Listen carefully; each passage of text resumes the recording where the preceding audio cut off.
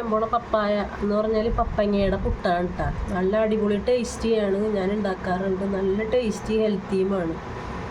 പപ്പായ grind ചെയ്തെടുക്കണേ കേട്ടോ.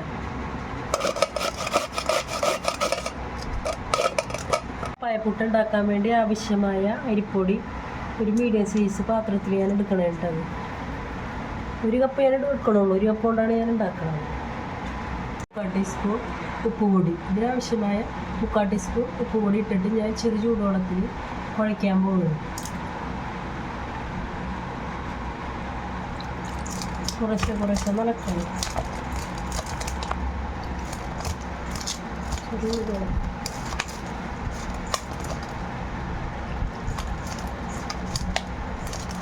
രാവിലെ കഴിക്കാത്ത പിള്ളേർക്കൊക്കെ ഇത് രാവിലെ ഭക്ഷണത്തിൽ ഉൾപ്പെടുത്തി കൊടുത്തു കഴിഞ്ഞാൽ നല്ലതാണ്. പപ്പായ ഗുണങ്ങൾ നിങ്ങൾക്ക് എല്ലാവർക്കും അറിയാവുന്ന കാര്യങ്ങളല്ലേ. പപ്പായ എന്ന് പറഞ്ഞു കഴിഞ്ഞാൽ ഏറ്റവും നല്ല ഹെൽത്തി ഭക്ഷണമാണത്. പിന്നെ ഇത് ഒരു 20 മിനിറ്റ് റെസ്റ്റ് ചെയ്യാൻ വയ്ക്കുക.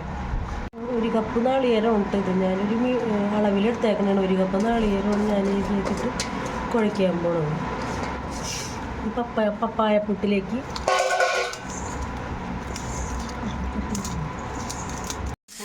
നെയ്യ് ഒഴിച്ചിട്ടുണ്ട്.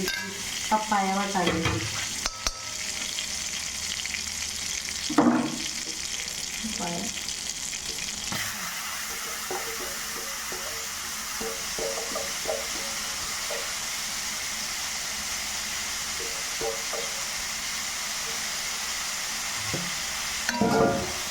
പപ്പായ 2-3 മിനിറ്റ് വഴറ്റിയാൽ വേണ്ടിയിട്ടാണ്.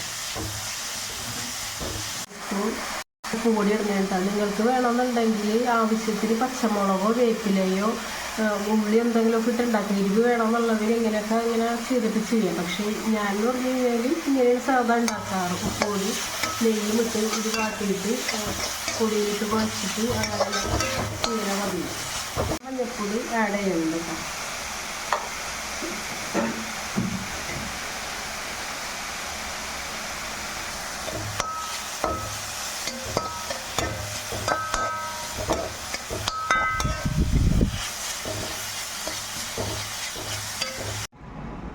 ഇതാണ് ഞാൻ പുട്ടുണ്ടാക്കാൻ ഉപയോഗിക്കുന്ന ചിരട്ടപ്പുട്ട് പോലെ ഉണ്ടാക്കാൻ ഉപയോഗിക്കുന്ന അച്ചാണ്. ഞാനിത് ഇങ്ങനെ ഇട്ടിട്ട് ഇതിലേക്ക് പൊടി വാരി ഇട്ടിട്ട് ഞാനിതിങ്ങനെ അടച്ച് വയ്ക്കും.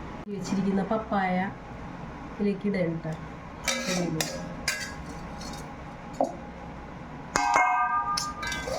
പുട്ട് നന്നായിട്ട് യോജിപ്പിക്കും.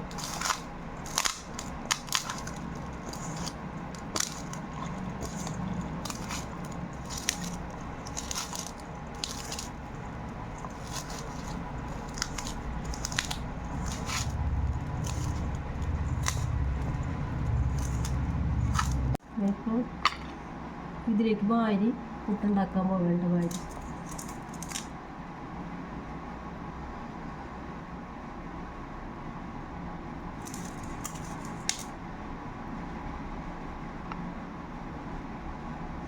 നല്ല ടേസ്റ്റിയുമാണ് ഹെൽത്തിയുമാണ് കേട്ടോ. എല്ലാവരും നന്നായിട്ടൊന്ന് ട്രൈ ചെയ്ത് നോക്കാം. കമൻ്റ് ഇടുക, സബ്സ്ക്രൈബ് ചെയ്യുക.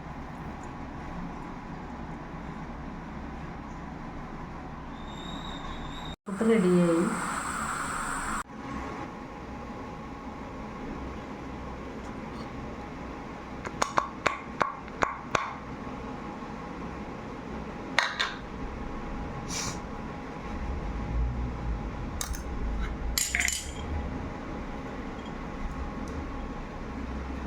ഇതിൻ്റെ ഇൻഗ്രീഡിയൻസ് എല്ലാം ഞാൻ ഡിസ്ക്രിപ്ഷൻ ബോക്സിൽ ഇട്ടിട്ടുണ്ട്. ഇത് കമൻറ്റ് ചെയ്യുക, സബ്സ്ക്രൈബ് ചെയ്യുക, ലൈക്ക് ചെയ്യുക. വീണ്ടും കാണാം ഇനി അടുത്ത വീഡിയോയുമായി.